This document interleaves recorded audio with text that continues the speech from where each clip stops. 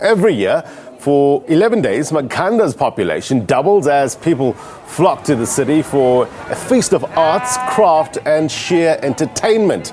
Now, our reporter Jayed-Leigh Paulse has been giving us an update of the festival as it wraps up the week, and Jayed-Leigh joins us now live. Hey Jayed-Leigh, thank you very much indeed for coming through.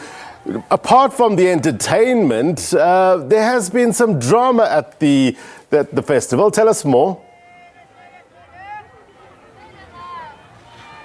Well, Ben, welcome to the 45th edition to the National Arts Festival here in Makhanda. I can tell you can see on your screens now that people are actually geared out in their winter warmies, and it is absolutely freezing here in Makhanda. People have been coming from the monument where they've been watching shows, and they're now in High Street where they are looking at some of the arts and crafts on display and also purchasing a few items before they make their way back home. But we're going to be chatting to some of the arts and crafts, asking them how has the 2019 National Arts Festival fared apart from previous years. And then Blaine, I'm going to go into the question about all the drama about this week at the National Arts Festival. I'm just going to take a walk over to Peter. He was actually telling me earlier on that this year has been much different apart from the previous years that he has attended.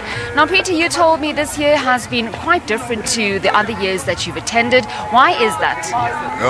For me, I see festival is because of the management. Maybe the advert was not good, well done. That why you see all those kind of the things. Now I see that your artworks are mostly paintings and drawings.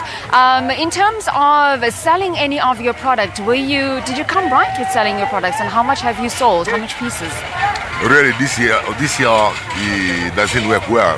I sell a couple pieces, and I can't understand how the festival is so slow. And if you can see on the road, there is not much white people or tourists on it. I mean, it's like a second-hand festival, or we come in the arts festival, when the craft and the arts are going to be valuable festival. That's what it's about. And where have you come from, Peter? Where are you from? Which other province did you come from? Far, or are you locally based here? No, I'm coming from Cape Town, Western Cape.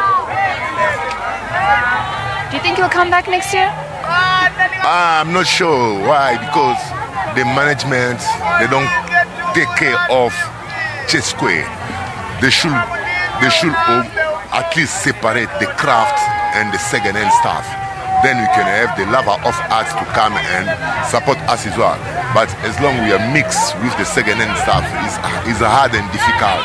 The crowd are here, they are not really the arts lovers. They come to look for the second-hand stuff. So it's now us, the artists, who are in big shit. That's it.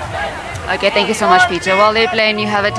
Peter saying that some of the arts and crafters who are based here in High Street, their crafts aren't being spotted by some of the tourists and locals who are looking for something to purchase because they are hidden away and they would like much rather to be moved. But Blaine, earlier on, you asked me about all the drama at the National Arts Festival over this past week. And yes, there has been.